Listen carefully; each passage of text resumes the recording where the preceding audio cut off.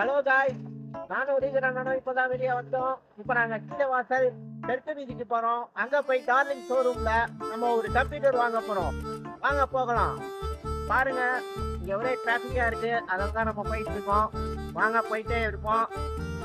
இப்ப நம்ம வந்து மேம்பாலம் ஏறி போயிட்டு இருக்கோம். அங்க பாருங்க பெரிய கோயில் தெரியுது.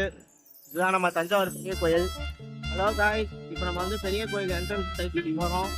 இதுதான் பெரிய கோயில் இருக்கு. இதுதான் பெரிய கோயில். ஸோ இதோட நுழைவாயில் அங்க பாருங்க.